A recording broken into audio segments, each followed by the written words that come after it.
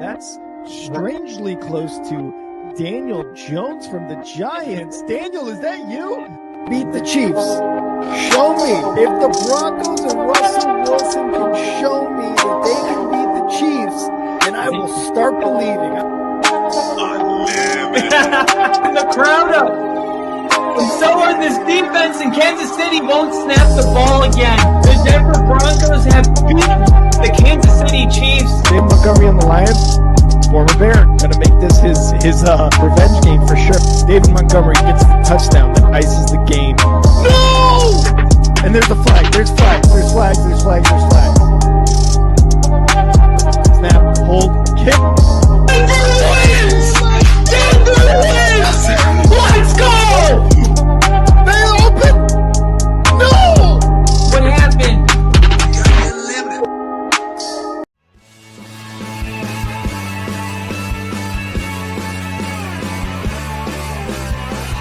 America is football. Football America is is football. Football is America.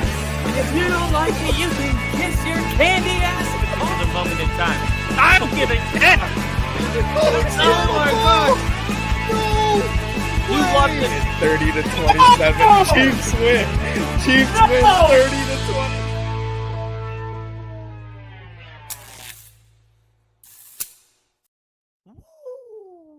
Ladies and gentlemen, that was the worst woo I've ever done. Welcome to the Week 15 recap. What a Week 15 it was. Congratulations to those of you that are in your fantasy football playoffs. Hopefully, only 2 wins away from winning your championship in all of your leagues. It was not a good week for fantasy football. A lot of stars didn't do that well.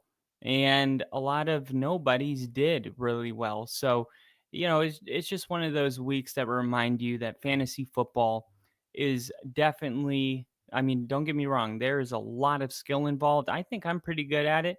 I've been competitive every single year. I've won the championship. I had a first round bye this week, but don't get me wrong, there is still a pretty good portion of it that happens to do with luck. You got to have the right matchups, play the right teams. Those games have to fall your way at those times, and you got to stay healthy. If you have Mahomes as your quarterback, which you probably don't this year, but if you do, there's an injury. I have David Montgomery as my RB1. I just lost him for the season. So hopefully your team has good matchups. They've stayed healthy, and you are going to continue to win. Let's talk about week 15, all right? Because it was a really good week with a lot of playoff implications, all right? You had the Seahawks who were trying to maintain their lead. They had a 4-game win streak, I believe, going into the game against the Packers. You had the Buffalo Bills who lost to the Rams going into Detroit, where they were trying to chase down the Kansas City Chiefs, who have a 2-game lead on them because of that loss against the Rams. So you need the Chiefs to lose, but you have to win out essentially. And the Bills knew that they had no room for error if they wanted the playoffs to run through the AFC, or run through Buffalo, excuse me. It's late over here in Central Time Zone. So Josh Allen and the Bills had a lot at stake. And you might say the Lions, what do they have at stake? Well, they were only 1 game ahead of the Eagles. And on top of that, the Vikings, if they win out and Buffalo loses against Buffalo, the Vikings control their own destiny to the number 1 seed. Having the tiebreaker over the Eagles and then playing the Lions week 18 sets up nicely. So let's talk about the most important game, a lot of people's Super Bowl prediction. The Bills 48, the Lions 42. Now, I tend to think that the score looks a little bit closer than the game ultimately was. There was a time where the Bills were, I felt like they had a 21-point lead. I know, of course, I was watching the Broncos game, but the score was like, oh, damn, Buffalo's kicking the Lions' ass. That's what's happening right now. The final score felt like the Lions, played a game. But there was a couple games like that, like the Broncos and the Colts. The final score doesn't really tell the story of the game. Now Buffalo's now beaten both Detroit and Kansas City, making its argument as the league's best team in the NFL. That is a very strong case. And you might say, well, what? No, they lost to the Rams last week. It's the NFL. People lose. All right, people lose to teams like Buffalo. They got beat almost by the exact same margin that Denver got beat by the Ravens in Baltimore. No one really brings that up, but everyone loves to point at the Broncos and be like, you got your asses kicked by the Ravens. So we do pick and choose which teams we're going to, bring those things up and which teams we're just going to say, all right, but there's a big sample size here that the Bills are a good team. I'm not going to let a good game from Sean McVay and the Rams change my mind on this. If anything, the Rams are maybe just a little bit better than we thought. And the Bills are definitely a good team. It's going to happen. It's the NFL. Like, you're not going to go undefeated. You're going to lose games. And for Buffalo, they were going to win this game. I predicted they were going to win this game. I felt like they were going to go in here and they were going to take care of business. And Buffalo has done it. When the moment has been big, they have won those football games. Kansas City was a must win if they wanted to have the tiebreaker. And this game was a must win to show the NFL that they're the best. The Bills offensively cannot be stopped. Josh Allen is playing at a higher level than any quarterback in the NFL this year, and he might be one of the most talented quarterbacks the game has ever seen. He is doing things that have never been done. Last week, he had 3 touchdowns on the ground. I mean, they were QB sneaks, but still 3 rushing touchdowns and 3 passing touchdowns. I checked the stats at some point in the middle of this game. I think it was the third quarter. Josh Allen had 2 passing touchdowns and again 2 rushing touchdowns. He was the leading rusher at one point. Like the the Bills, as long as they have Josh Allen playing at the level he's playing right now, can beat anybody in the NFL, and it really does feel like this is finally their year to win the Super Bowl. Now, we felt that way about the Ravens last year, and they got into the playoffs and they just choked. But what do we know about Buffalo is that they're a good playoff team. Like, yeah, they've lost to Kansas City, but don't forget that those have been really good games. Those have not been like Buffalo, they only scored 3 points. No. Buffalo got into a shootout with Mahomes where they changed the overtime rules because we wanted more football. That's how good Buffalo was playing in that game. But the Bills, they scored on 8 of their first 11 drives. That's insane. I mean, they had 560 yards and 28 first downs. I mean, that you look at that and you're just like, that's crazy. This Lions defense, we all felt pretty good about going into this game. And Buffalo's like, it doesn't matter who it is. We are going to put up unreal numbers. And what is the one common denominator between this week and last week? Is that the Bills have played the last 2 games in a dome. They played in an arena in SoFi, and then they go to Detroit and playing in a dome. If Josh Allen, if their home field was a dome, oh my God. I mean, forget about it. Josh Allen is, honestly, he's unstoppable indoors on turf. And some teams are just better indoors, especially like fast teams. Teams that have a dual threat quarterback tend to be those teams. And Josh Allen's lucky because the Super Bowl is in a dome this season. And if it's going through Buffalo, they're the best team to play in those weather conditions anyway. If there is a downside for Buffalo, it's the defense. All right. They were torched for the second consecutive weeks. They allowed 44 points to the Rams. Now they've given up 42 to the Lions. I mean, they allowed 44 points to the Rams, but 37 of those were on defense, and they gave up 42. So that's, let's see, that's 70, 81 points the defense has given up in the last 2 games. And then that's a really, really just not Super Bowl-esque. But it doesn't really matter because Josh Allen wraps up the MVP.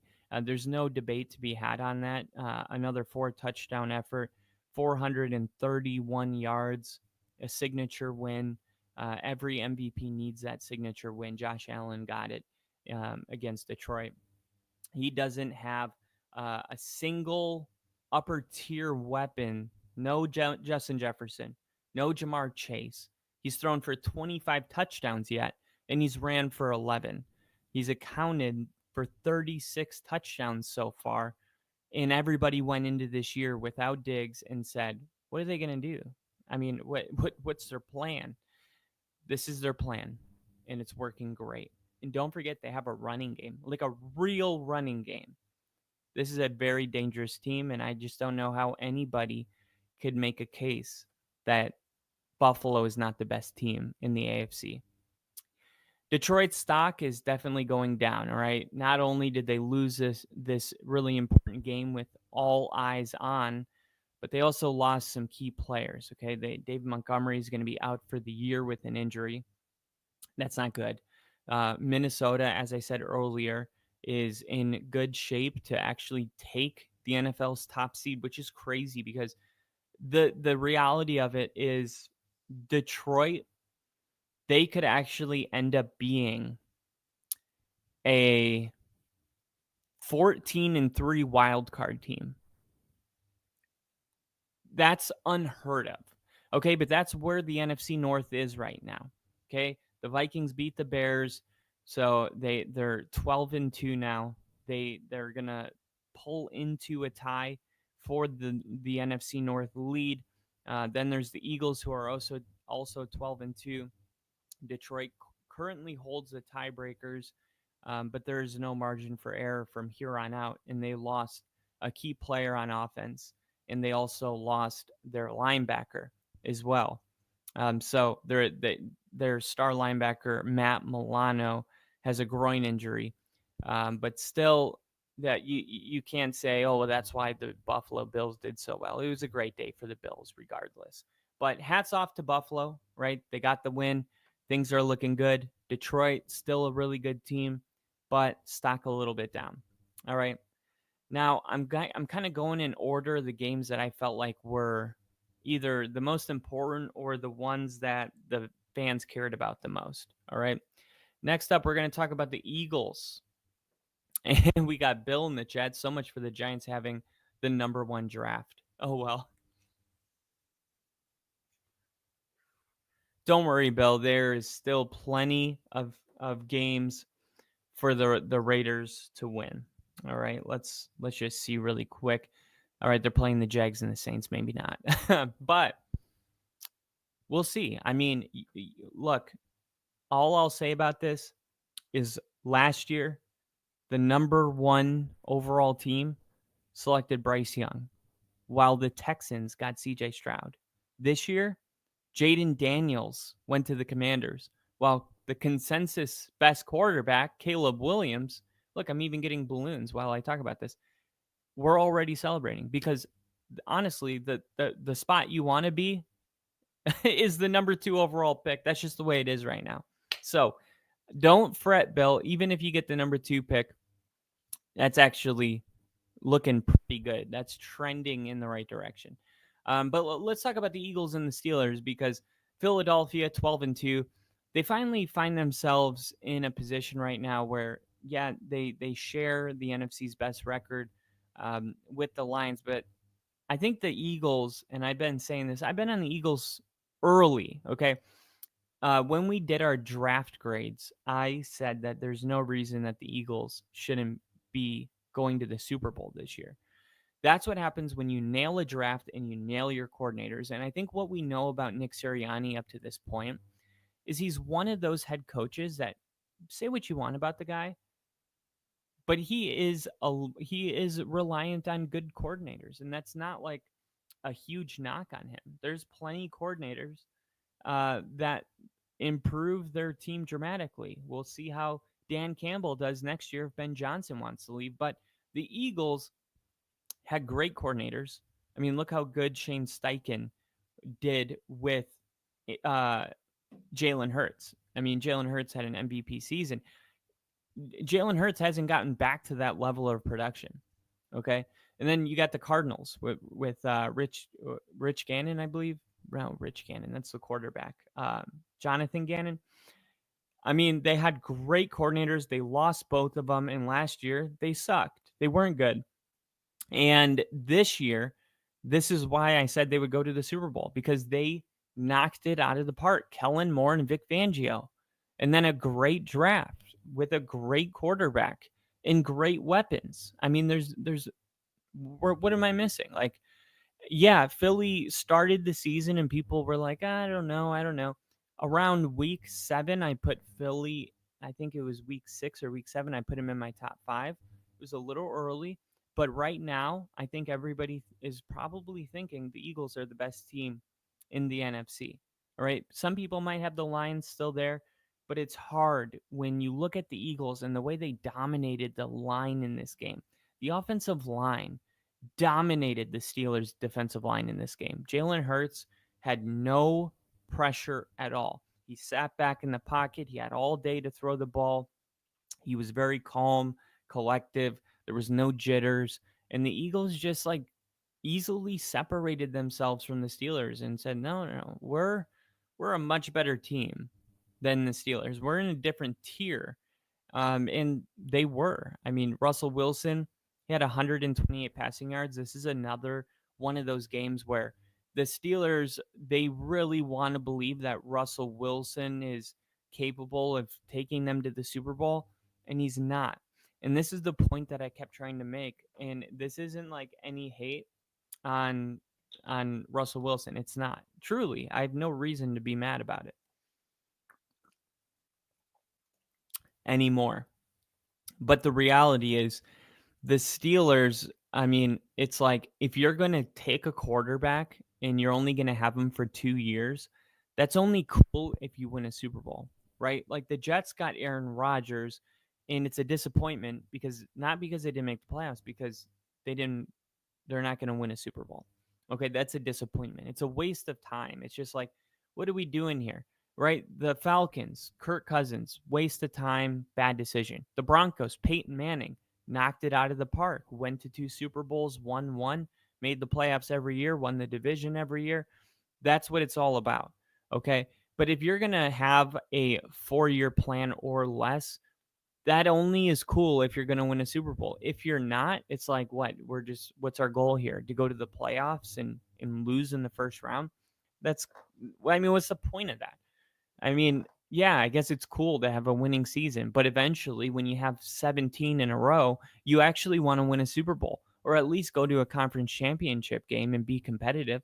But that's not what the Steelers are going to do.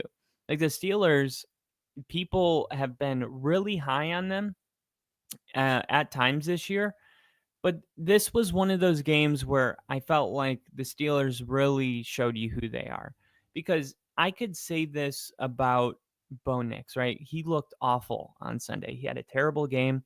But at the end of the game, he still has, the defense was crushing it for the Colts. Like they had our number the whole entire game, it felt like. 3 interceptions. I mean, it was the worst game Bo's ever played as a Bronco. And yet at the end of the game, it's like he still has 3 touchdowns and, well over 200 yards. I feel like this is one of those games where even if Russell Wilson's going to lose the game, you got to throw the ball for more than 128 yards. Like that can't be that's just unacceptable. That's not going to be a passing grade. That's not a losing effort. That's just losing. Okay, Jalen Hurts, meanwhile, he's on the other side throwing for 290 yards, 2 touchdowns, and then they clinched the NFC East with the win. And now for the Steelers, they only lead the North by 1 game. They play the Ravens on Sunday. Then they play the Chiefs. And I think after that, they play Cincinnati. So, like, if the Steelers are going to win the division, they have to take care of business, because the Ravens, it's a lot easier for them because they play the Steelers and then they play the Texans and then they play the Browns. So if the Steelers drop this next game, it's like all of a sudden you're like, oh my God, what if they lose to the Texans after that? And then the Bengals, what if they're playing for something because the Chargers, let's say they lose to the Broncos, on Thursday, and then that would be their fourth or fifth loss in a row. All of a sudden, the Bengals are playing for something, and the Steelers go into the playoffs losing 5 in a row. I mean, that's not good. That's not good for anybody. I guess it would be 4 in a row. Not good. Okay, you don't want to go into the playoffs on a four-week slump, and then the Ravens win the division, and it feels like the Steelers peaked in Week 14. Okay, that's how quick the NFL changes, you guys. It might feel like that's a long shot. I guarantee you, the way people felt about the Steelers Week 14, it'll be a long, distant memory by Week 18 if they don't get their shit together and start winning some of these competitive games. The Steelers' schedule, and Bill says right here, the Steelers' schedule is a nightmare. It was a nightmare from the beginning. I mean, it is absolutely brutal, and you got to tip your hat to the way the Steelers have approached that calendar and won those games and have the record that they do. It's awesome. I mean, the fact that they're 10-4, I could have never guessed it. I could have never guessed it. Not with that schedule, but they are, and that means that the Steelers are a good team. Perhaps I'm overreacting to this game, and we'll see. Next week, the Ravens will be a big test. But for the Eagles, the stock is way up. A.J. Brown, Devontae Smith, they stepped up. That was an excellent defense. That's how they've been winning their games. That's been the formula. Devontae Smith and A.J. Brown combined for 219 yards and 2 touchdowns, and really just kept the Steelers at a distance down the stretch. There was never really a comeback attempt. But George Pickens, when the Steelers don't have George Pickens, they just don't have a functioning passing attack. The leading receiver was Calvin Austin, who had 5 catches for 65 yards. Nobody else had 25 yards, which explains Russell Wilson having 128 passing yards. But overall, you can't have your whole entire team hanging in the balance of George Pickens. It's just, you got to have other guys that are capable of stepping up. That's what depth's about. And if you're going to make a real playoff push, you have to have depth. That's so important. Okay. That goes for every team. All right. Injuries are going to happen. Player suspension, whatever. It's all going to happen. Who do you have ready to step up to the plate? Do you have dogs on your practice squad that when you put him in, you're like, man, I can't put this guy back on the practice squad because he's going to get picked up on waivers? Do you have guys like that on your team? Or are you the team that's looking at other teams' practice squad trying to pick up their players? Because right now, the Steelers' receiving core, which was a concern going into the season, is actually proving to be a real concern. The one thing I am wondering about, I thought the Steelers drafted a wide receiver out of Michigan because I remember saying, oh, they're addressing that need. Wide receiver, Michigan Steelers draft 2024. Roman Wilson. Where's Roman Wilson? Is he injured or something? Let me see. Roman Wilson stats. Yeah, because I thought Roman Wilson was actually gonna play a bigger role. He must be hurt. Yeah, he has 0 receptions, targets, yards. 2 months ago, the Steelers placed Roman Wilson on injured reserve because of a hamstring. Okay. So, yeah, I mean, they drafted depth and lost it immediately. October 28th.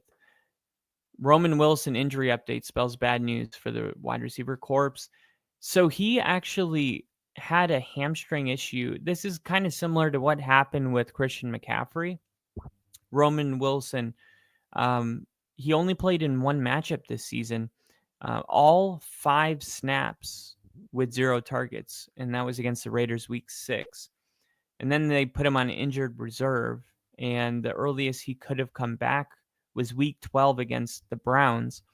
And after spending most of training camp sidelined with a bad ankle, he injured his hamstring in practice leading up to week 7. So the Steelers have been winning without him, but they really could have used him on Sunday. But that sucks, man, when you draft a wide receiver and he goes from one injury to the next injury to injured reserve, and you're like, God, wish we could have that pick back.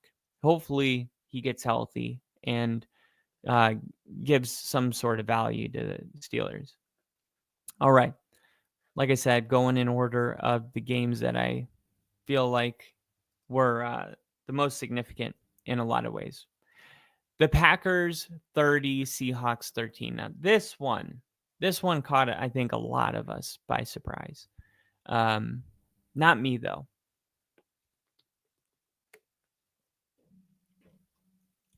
And I'm not just saying that.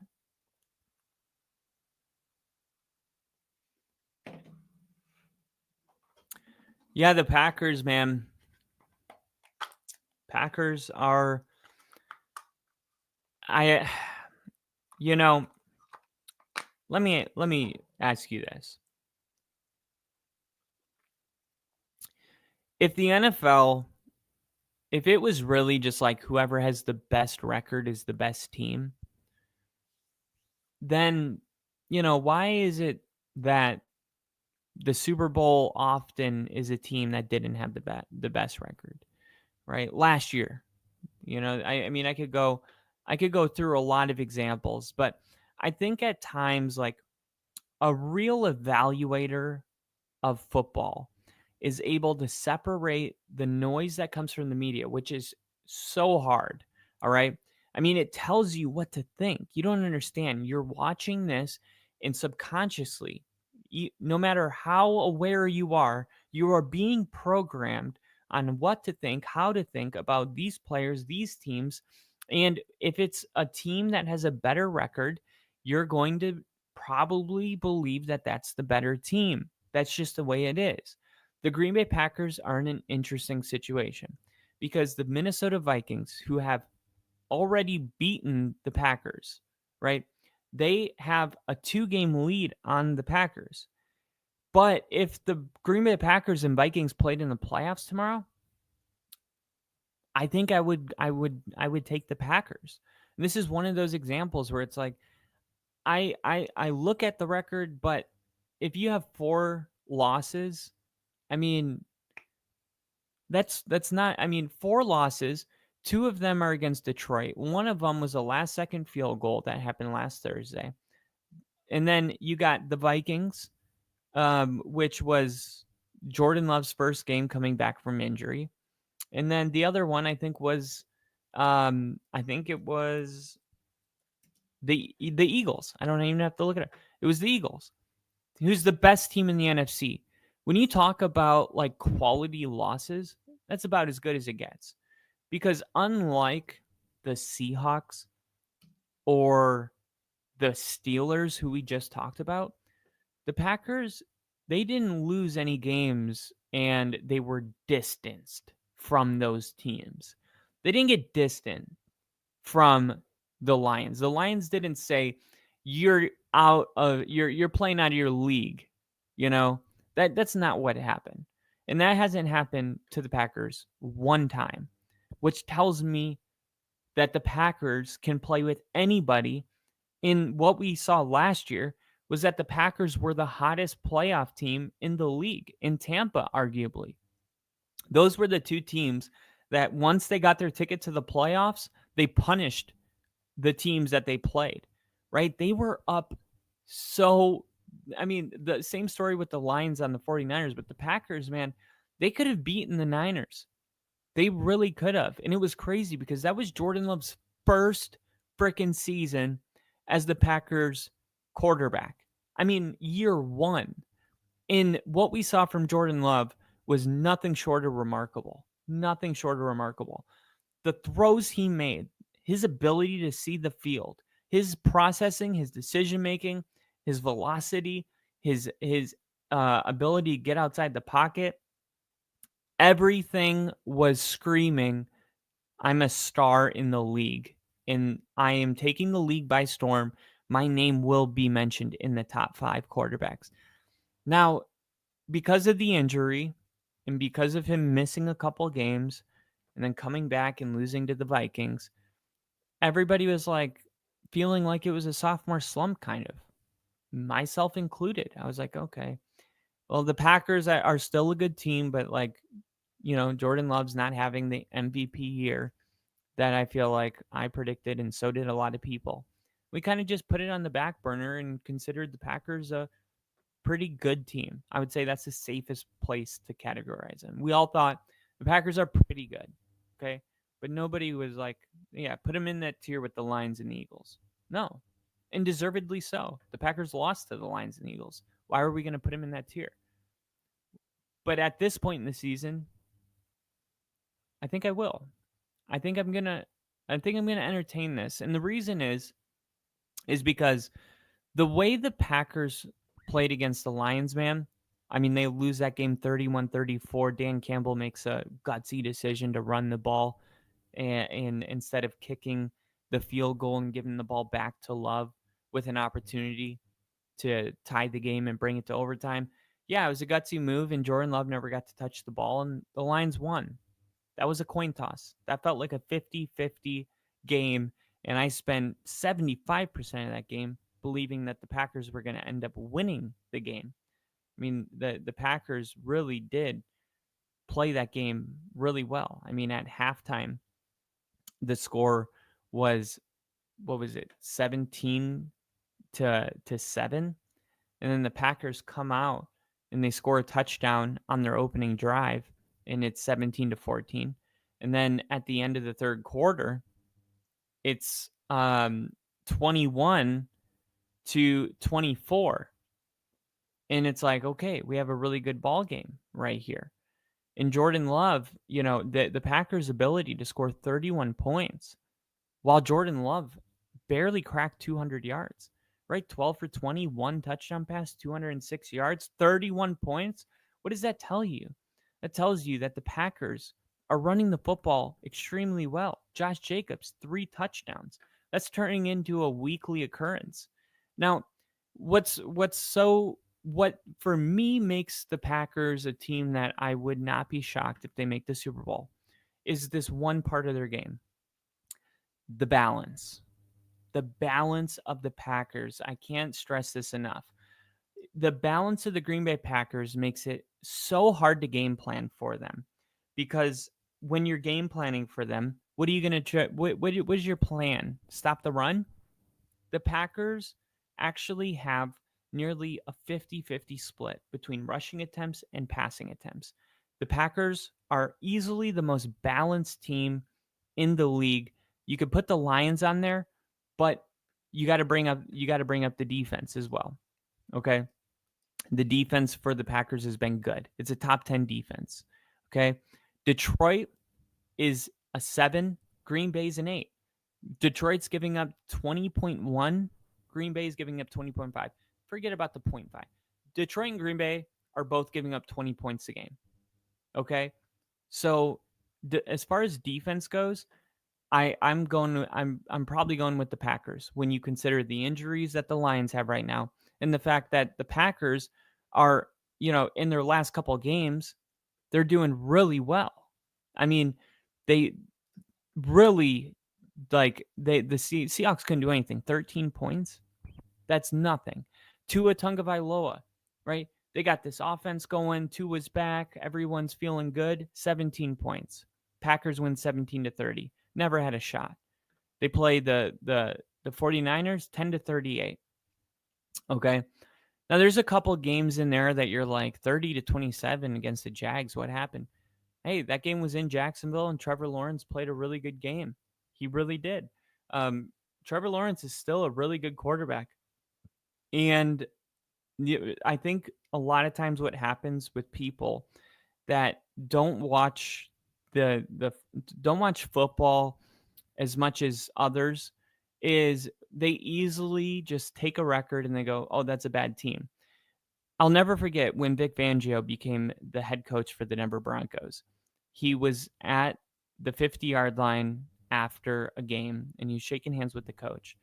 And it was like his second or third game as a head coach. And they asked him, yeah, how do you feel about being the head coach in the NFL?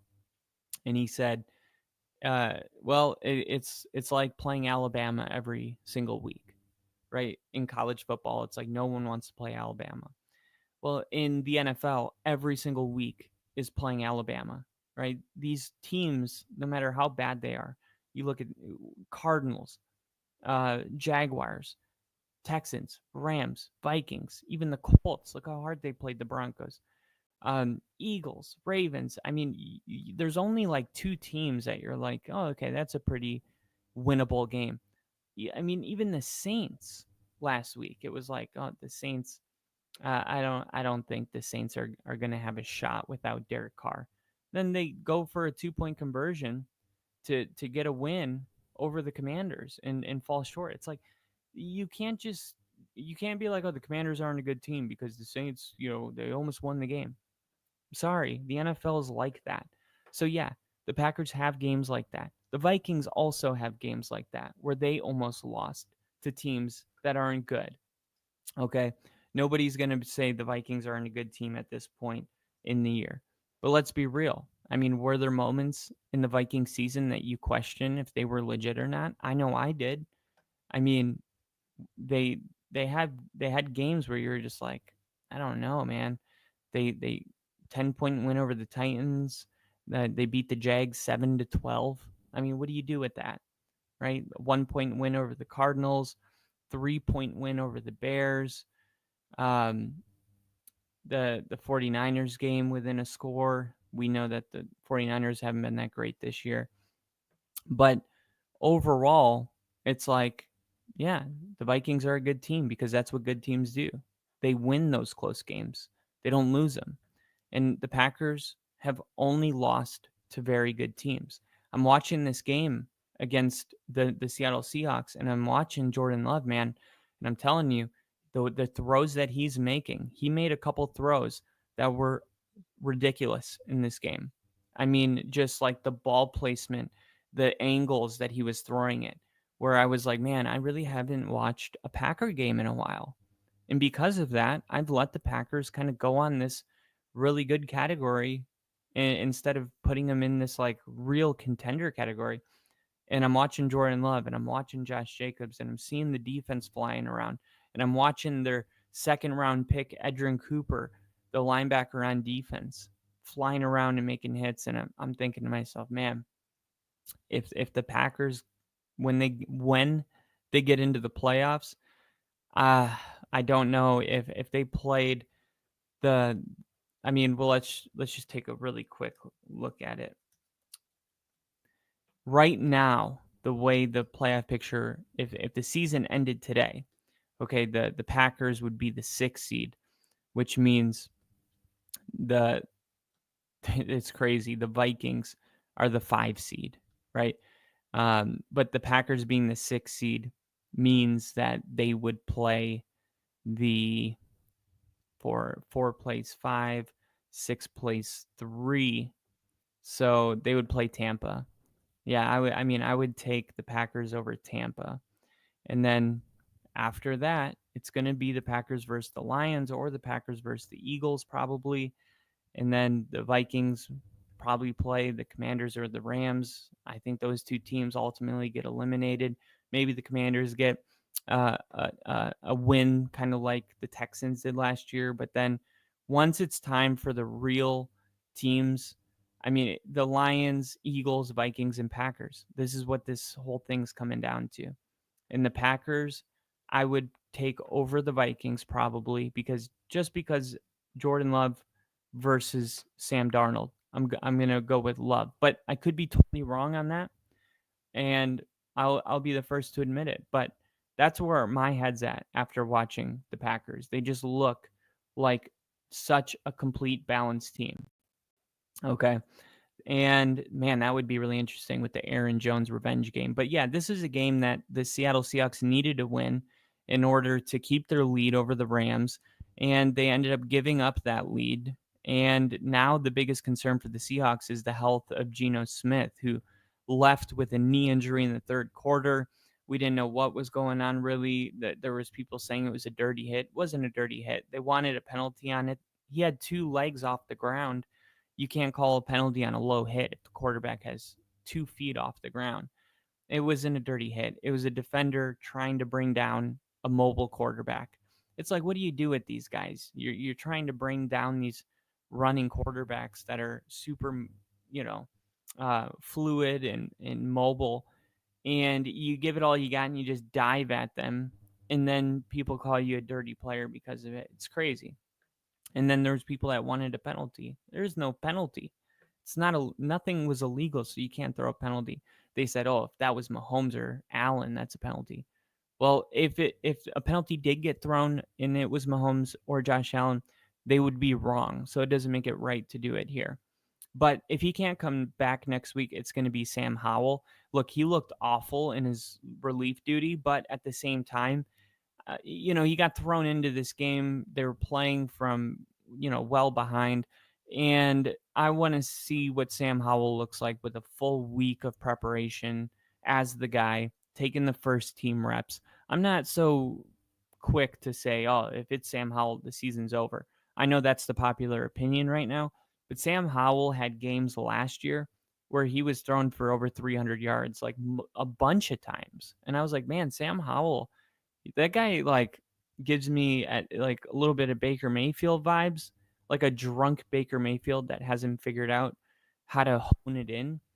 But I mean, the Seahawks, they got a defensive coach. If they can play good defense and get Kenneth Walker back and just run the football really well, I think Sam Howell can keep them competitive at least. Right now, Tyler Lockett starting to slow down. I would say his stock is down. He only had one catch. He only has 42 receptions for 533 yards on the year. He had a great career, but it does feel like that is coming to an end pretty soon with DK Metcalf and JSN. He's kind of like the forgotten third guy that people are like, but Tyler Lockett's still with the Seahawks? Oh. But the Packers stock is definitely up, right? They dominated the Seahawks in a game that the Seahawks needed to win. It was on the road, on prime time. That's a tough environment, and the Packers took the crowd out of the game in the second quarter. Honestly, in the middle of the first quarter, the crowd was out of it. Jinja looking pretty solid for Denver to get into the postseason, Kyle. Thank you, Jinja. I've never seen my name spelled like that, but it's funny you did that because I used to jokingly tell people on the phone, they'd be like, "Is that Kyle?" And I'd be like, "Oh, it's Kiel." And they would look at double take like, "Are you messing with me?" I'm like, "Yeah. Have you ever met a Kyle spelled that way?" The Ravens, I was wrong about this. This was one of my misses. I thought the Ravens would be able to cover the 16.5 spread. I thought that was really it was the biggest spread this year. But I didn't know Tommy DeVito wasn't playing. The headline I read was Drew Lock was out, Tommy DeVito is playing, and that's just not what happened. Baltimore looked like a team capable of making a run at the North. They definitely look like the favorite to win the North, even with the one-game lead the Steelers have. Lamar had 357 total yards.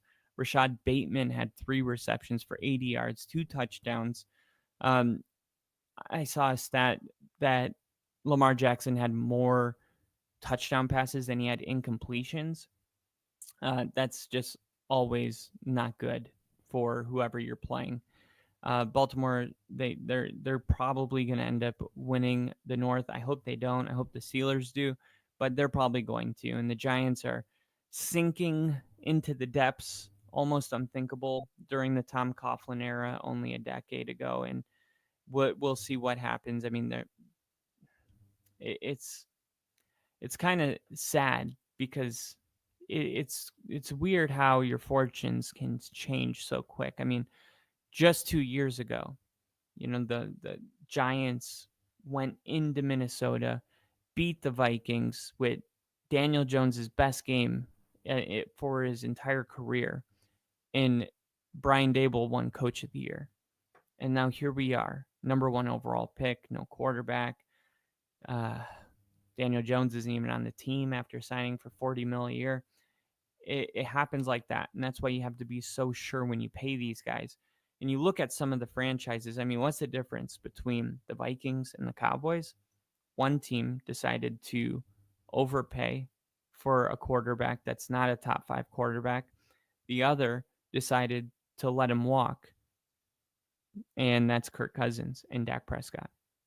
Look how different the trajectory of those two franchises are right now. And we still don't even know what the Vikings' long-term plan is, right? Sam Darnold, I mean, they haven't even negotiated a contract. That came out from his agent that there's been no negotiation about a long-term contract. The Vikings are 11-2. So like, I mean, look, the Vikings, they're weighing out their options. Of course, JJ McCarthy's going to be available, but I mean, look, whatever the case is, it's better than being stuck in a $250 million contract with a quarterback that, handicaps your ability to actually sign guys like T. Higgins and these other weapons. And look, we know that you can make the Super Bowl with a top 12 quarterback, but we know that you can't win the Super Bowl with a top 12 quarterback if you pay him like a top 5 quarterback, right? That's why Tua will never make it to a Super Bowl. He won't. He's just not that. I mean, if you could negotiate a deal, and this is what the 49ers are hoping to do with Purdy, if you could negotiate a deal and be like, look, not every quarterback needs to reset the market. I know that's like what the NFL they they encourage that, right? That's like what the NFL player associations, that's what they want. They want their players to always reset the market, but the reality is like if you do that, you better have Mahomes or Josh Allen. And a lot of these teams don't, and they don't know what to do, and they end up giving in because they're like, well, we don't want to be irrelevant, so we'll take a 10-win season knowing that a Super Bowl is not realistic. But yeah, Brian Dable's job security. Um, it feels like a conclusion from the owner, John Mara, that they are probably going to move on from the general manager after this offseason. Will Dable survive that firing? With every loss, especially the ones at home, it's going to be tougher for Mara to stay the proverbial course here. And I don't know, I always say Mara, it might be Mara. I'm sure Bill could tell me, but yeah, we'll see what happens. There's going to be a lot of change, new quarterback, new general manager. Is the head coach going to be part of that? We'll find out. But the Ravens, they got the Steelers up next, and that's going to settle probably a lot of this. The Chiefs, they beat the Browns. I'm not going to spend too much time on this game just because there's not much to say besides Kansas City. I mean, this was their blowout of the year, right? They finally won a game by more than one possession, 21-7. The story that I am going to talk about is Mahomes leaving with an ankle injury after going 19 for 38 for 159 yards and 2 touchdowns. Okay. Jameis Winston was benched in the fourth quarter. He threw 3 interceptions. He might be looking at the clipboard for the rest of the year. But for Mahomes, this is what they're going to do. We know exactly what they're going to do because we've already seen this happen. Jalen Hurts got injured. It was actually week 15 as well, 2 years ago. And actually, the Eagles were 13-1 as well, and they were the number 1 seed in their conference as well. And because he got injured, they decided to rest him for 2 weeks. They did. Jalen Hurts sat on the bench for 2 weeks, getting healthy, getting ready for the playoffs. And the Eagles lost both of those games. And then week 18, they had to beat the Giants to get the 1 seed because Dallas was right there. So Jalen Hurts goes back out there, and it was kind of a underwhelming win against the Giants, but they did beat the Giants and secure the number 1 seed. Kansas City's going to do that. Mahomes isn't going to play next week. He's not going to play the week after that. This is my opinion. The Chiefs are going to lose both of those. Okay, they're going to lose to the Texans, and then they're going to lose to the Steelers without Mahomes. And then week 18, they're going to put Mahomes in because they're going to need a win to secure the 1 seed. If they lose, Buffalo's going to get it. And they're going to play him. And Kansas City is going to Denver, and they're going to be playing the Broncos. And I think the Broncos are going to win that game anyway, and the Bills are going to end up being the 1 seed. And it's unfortunate because, honestly, like if you have a healthy Mahomes, Do I think the Chiefs could win one of these last three? Maybe. I would say probably, but at the same time, you guys know I haven't been feeling too confident with the Chiefs. And if there were games like the Browns or the Titans or the Jags mixed in there, I would say sure. But like the Steelers playing for their division, the Texans playing for a higher seed, and then the Broncos at home in their throwback uniforms, the old school Bronco uniforms that they're only wearing twice this year. I mean, especially after the way they lost earlier this year, those are going to be three very tough games, Mahomes or no Mahomes. But taking Mahomes out of the equation, I see a clear path for Buffalo to get the number one seed. The Broncos and the Colts, all right? For a large portion of this game, the Broncos were playing terrible, right? They couldn't do anything offensively. Anthony Richardson was having a pretty good first half. He had a it was weird because at the beginning of this game, it was like there was other games this year where the Broncos fell behind early, but it felt like, oh, we're gonna come back. We're gonna come back and win this game. This game felt different. Like it was the second quarter, it was like almost gone, and it was just like I don't like this game at all. I just want to restart it. I don't have that feeling that we're gonna come back now. I didn't say that. I was like, I kept the faith, of course, but I was like, something's just wrong about this game. It doesn't feel like the others.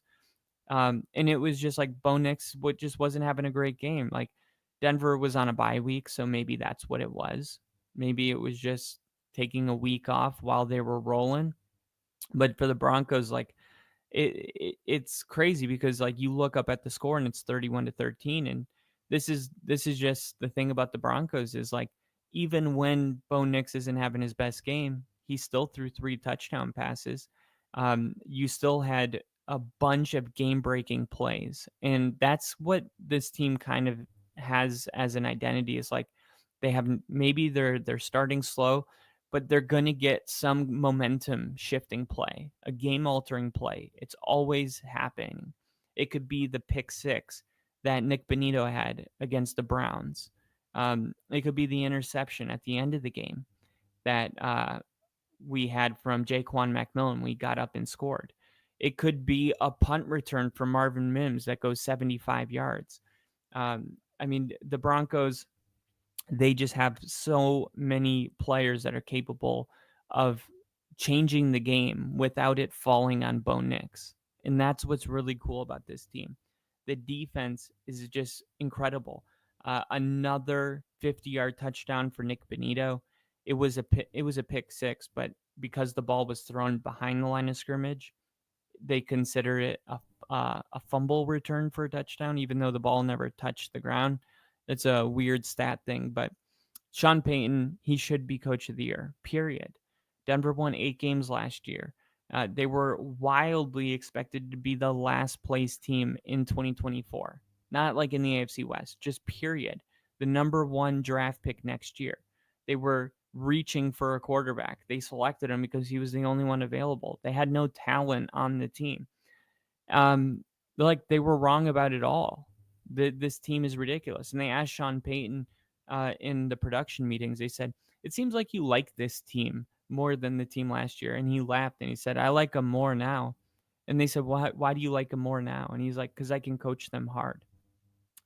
No denying that he was talking in contrast to Russell Wilson. There was a lot of moments where Sean Payton, I felt like he was yelling at Russ and like it just wasn't being received the right way. And like people were, getting feelings hurt and things. And it was like, no, I just want to win. We all just want to win. But people were taking it personal and it was just a bad fit. Now this year, you got Sean Payton screaming at Russell or at Bo Nix, and you got Bo Nix screaming back at Russell Wilson. That intensity's there. The personalities are matching. They're vibing with each other. Bo Nix threw an interception because Cortland Sutton ran an out route. Sean clearly told Cortland to run it deeper. Bo Nix threw it deeper, and when Cortland Sutton came off the sideline, Sean chewed his ass out. And Cortland Sutton took it and went back in the game and made plays and scored a touchdown. Like, This team just handles these things differently. They're a different type of team. All right. For the Broncos, they need one more win, or even if the Bengals or Dolphins lose a game, they're going to clinch their first playoff berth in 10 years. You guys, it's been a decade of watching the Broncos. And you guys might be like, gosh, this guy just keeps talking about the Broncos. It's like, it's been a decade. You just have to understand, like 10 years of being excited and hoping and hoping and hoping and getting disappointed. It finally, when you have that breakthrough, like it just felt so good. There was a certain play where that 50-yard scoop and score happened, and I literally had the hair on my arms standing straight up because I was looking at the crowd. In the crowd, it was like they were celebrating beyond the touchdown. Like the play was the it was like they were celebrating the play. It was a huge play, but you could see that they were like, we're going to the playoffs. Like the monkey just came off their back, and they looked happy for the first time in 10 years. We looked happy for the first time in 10 years.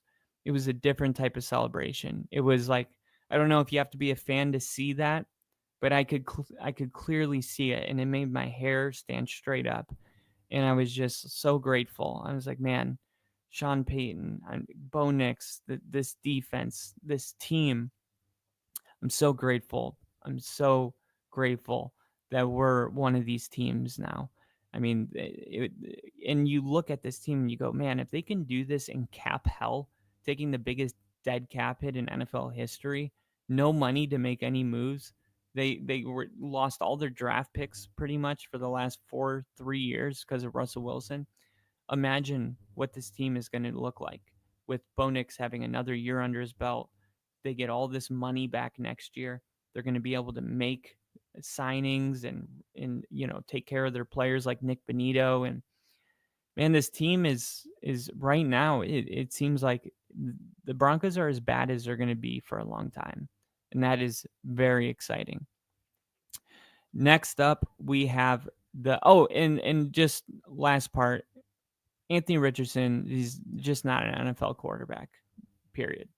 There was just too many throws that a high school quarterback could make, and he just can't make them. He can't. I mean, he hasn't completed half of his passes this season. And against the Broncos, he went 17 for 38, 172 yards. He's just not good enough. I don't know what they're going to do. Maybe put him on the bench and see, but he's not good enough right now. The Buccaneers stomped a mud hole in the Chargers. Tampa Bay continues to move toward winning the NFC South, which I knew they would because they're the best team in the division. They absolutely destroyed the Chargers. I mean, with 27 second half points. The Buccaneers, another really good day for Baker Mayfield, 288 yards, 4 touchdowns. Mike Evans had 2 touchdowns. Tampa Bay outgained the Chargers by 505 to 207 margin in yards. Now, think about this. The Chargers have been talked about all year as like, oh, they have a really good defense. And they were holding teams to a really, fewest amount of points. But at this point in the season, the Chargers continue to lose. They have games like this where they give up 40 points. And there's plenty of people that would take the Chargers defense over ours. And I'm like, look, we played the Bucs earlier. We almost shut them out completely. And that game was in Tampa. That was in their house. So I'm looking at the Chargers, and the only reason I compare that is because we're playing the Chargers next week, and there's a ton at stake in that game for both of us. And that's why the game was flexed into primetime. But it's weird to see where the Chargers are right now because they were one of those teams that were really, really well, 8-2. Now they're 8-6. Chance to go 8-7 if Denver gets the win. That game's going to be in LA, so that's a point for them. But we'll see what happens. But Mike Evans, he's never had a season without 1,000 receiving yards, despite missing a whole month with his hamstring injury. He actually might keep the streak going. This is crazy. He had 159 yards against the Chargers, which gives him 749 for the year. So with 3 games left, he only needs 250 yards. That's crazy. So about, over 84, 80 or 85 yards per game, and he's going to have another 1,000-yard season while missing a month. But what the Chargers, what happened to them is J.K. Dobbins, and I was telling this to Rick last week. Without J.K. Dobbins, the Chargers can't run the ball, and for some reason, even though they paid Justin Herbert $50 million, they're not using him like a $50 million quarterback. Like, they wanted to draft Joe Alt. They wanted to have that offensive line, and they wanted to run the football, and that is like part of the philosophy. Even the guys that they brought in to be the offensive coordinator, all of these guys were intentionally hired to come in with this running philosophy. And now with Dobbins out, the Chargers can't run the football. They only had 94 rushing yards, 3.9 yards per carry. And they were facing the Buccaneers, who had actually not a good rushing defense. And the Chargers, man, they need to pivot. And we'll see if they figure out how to do that. But running the football, which was what the recipe for success was, and that's why they were giving up so few amount of points, is because they were dominating time of possession, limiting the amount of time the other offenses have. All of this has changed now. Will the Chargers be able to adapt? That's what's going to be key in these final 4 games. Josh Allen's completely insane. Baker's better than Herbert. Hot takes coming in from Marinos, but yeah, I mean, if I had to take one quarterback right now for a game, it would definitely be Baker. Absolutely. The Texans, this was a funny one, because this was another one where the Dolphins needed to win in order to put themselves in a situation where they could at least fight for the 7th seed. And the Dolphins played a terrible game. Daniel Hunter's been terrific this year. His first season with the Texans, coming from Minnesota. Another excellent game. 1.5 sacks, 2 quarterback hits. He was messing with Tua all day. Houston, they've really, they came out of their bye week and they had a really good game. All right, they're 9-5 with the win over Miami. Miami's pretty much eliminated. And let just talk about Tua. I mean, he had all these great statistical games leading into this. 131 yards, 5 yards per attempt. Just not good. All right, Miami needed a great day from Tua. Instead, they got one of his worst of the season. And it's like, yeah, well, that's what happens when you put yourself in a situation where from Thanksgiving to week 18, you have to win out. It was very, very unlikely. And it's too bad, because if Miami would have maybe had Tua for a larger portion of the season, maybe they wouldn't have been in this position to begin. So, 196 yards on 40 attempts. Terrible. Just terrible. But Texans continue to roll. Dolphins, it's over for them. Not this year. Next up, the Commanders. We talked about this. The Saints had a 2-point conversion at the end of the game to try to win the game. For Washington, the win means that they're in control of its own destiny for the NFC playoff picture, which wasn't a guarantee, because with the Vikings and Packers being so good in that division, you have 3 teams in the NFC North going to the playoffs. 2 of those have to be a wild card.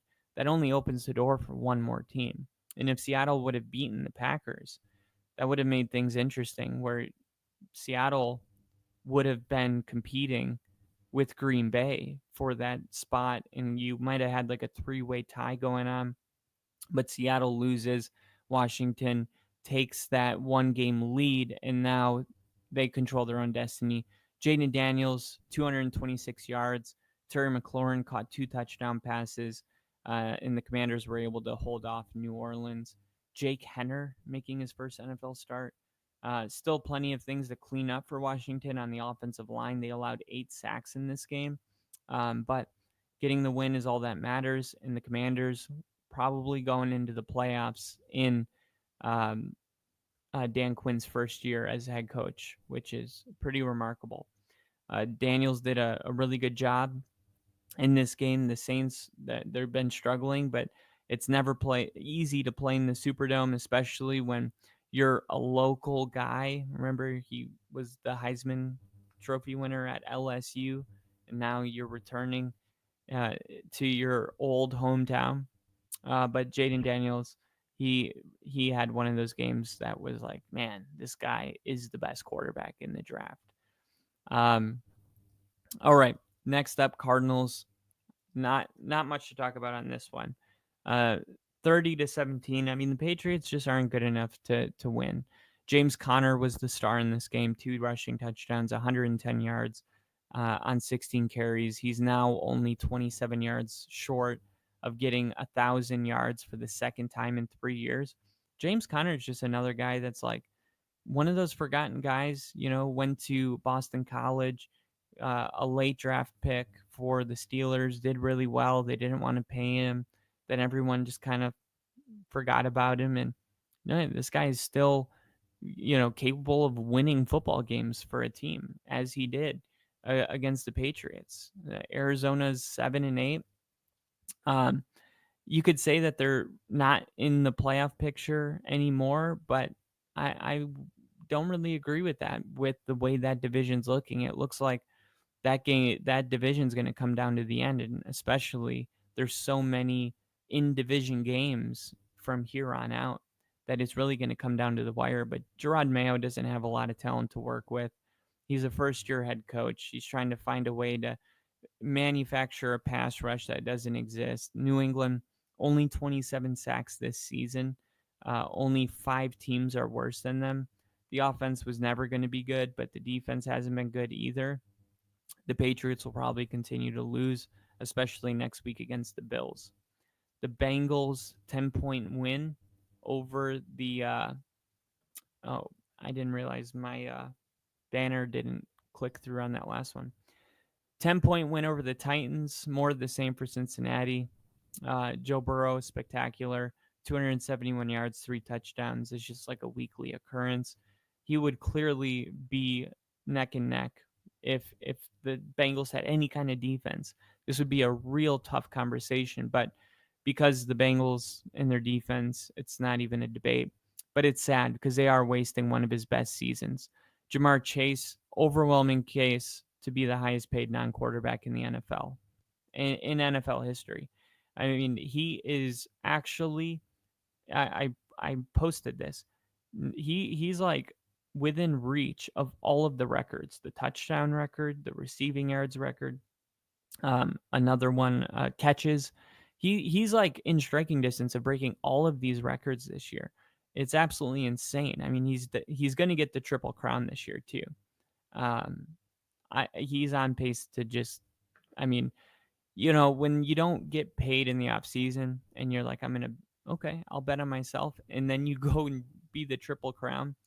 Yeah, the Bengals, there is no path where they don't pay this guy. He's just too damn good.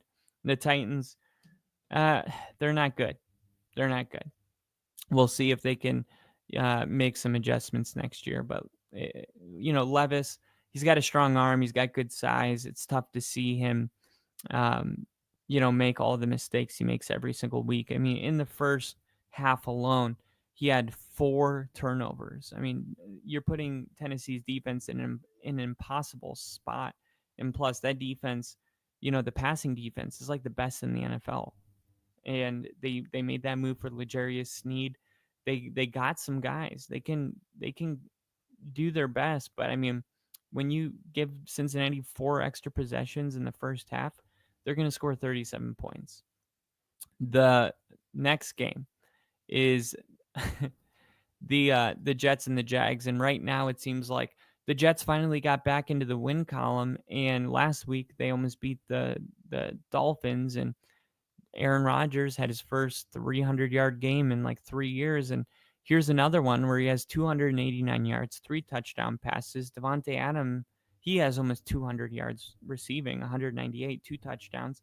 And it's like, wait, where was this all season? Well, hold on. Jaguars are the worst passing defense in the league, or 31st. But that's what you're supposed to do against them. Mac Jones, respectable game, 294 yards, 2 touchdowns, but also tossed 2 picks. Jacksonville's draft position is the only thing about this game from a big picture perspective that's worth talking about. But they could be in position to draft a game changer like a Travis Hunter for for Trevor Lawrence next year, which would be huge. But yeah, for the Jets, getting these performances from Aaron Rodgers actually matter, because Aaron Rodgers doesn't want to go out like this. He has too much pride to go out like this. So if the Jets are going to move off of him, Aaron Rodgers needs to spend these last couple of weeks playing like this, showing like, yeah, obviously I still have something left in the tank. Look at my last 4 games. Okay, so he's doing what he needs to do to put himself in that position where people believe he's got some football left in him. The Cowboys, this was the second game I was wrong about. I was only wrong on 2 games this week. Not bad. I went 14-2. This was the second. Cowboys beating the Panthers. Didn't think it was going to happen. I thought Carolina was playing really good these last 3 weeks. And they were. Games against the Ravens, games against the Chiefs. They were playing really good. Bryce Young was playing really good. And he goes into this game, and it was just not a good game. It looked like Bryce Young before he got better, right? He had 219 yards, only 7.8 yards per attempt, two lost fumbles, 2 interceptions. That's really the bad stuff. Carolina 3-11, but Dallas, isn't fighting for a playoff spot. But it showed some good fight on the road as an underdog, and we shouldn't be surprised. And this is why I continued to say, stop saying to fire Mike McCarthy. It's so stupid. The guy had 3 12-win seasons in a row, the most 40-point games in the last 3 years. He's got the Cowboys going. You might say, oh, it's into Carolina. Who cares? Well, Carolina was a favorite for the first time in like 2 years in this game, and they smoked them. They handled them. And fine, forget about the Panthers. What about 2 weeks ago when the Cowboys went into Washington and beat the Commanders? I mean, the Cowboys have nothing to play for, and you would not know it. That's coaching. That is what coaching is. I mean, it's a tough year for the Cowboys. Lamb did go over the 1,000 mark for the 4th straight season. He's definitely lived up to the, all of it. He's worth the money, I think. But Carolina, they're going to need more from Xavier Legette. He was their first-round pick. He hasn't even had a 70-yard game yet this season. But yeah, that's my big takeaway from this game is enough with the Mike McCarthy stuff. He's doing something. All right. But yeah, that was our games on Sunday. I hope you guys enjoyed this episode. Bill said, what's a Triple Crown? Sorry, I don't know. Oh, so Triple Crown is when you are the leader in receptions, receiving yards, and receiving touchdowns. So the last guy to do it was Cooper Kupp. I believe that was 2021 when they went to the Super Bowl. But yeah, it's crazy because it's hard to do it. Most of the time you have a different wide receiver leading in, each of those categories. But hopefully you guys enjoyed it. It's 12:49 over here in Central Time Zone, so I'm gonna head out of here. Hopefully, if you guys didn't catch it live, you'll catch it tomorrow, and I'll be able to see your comments during work. As always, please hit the thumbs up video on this if you liked it, and let me know in the comments what you think about, whatever stood out to you. The Broncos are looking good Thursday night against the Chargers. I'm going to be live a lot this week because that's a really important game, and there's going to be a lot to discuss. The good news about Surtain, who got injured at the end of that game, people were like, why was he in the game? Whatever. But it turns out it's just a light ankle sprain, and he's not expected to miss any time. So that is huge news for the Broncos. But thank you guys for watching. Please hit the thumbs up button, and I'll see you guys on the next stream.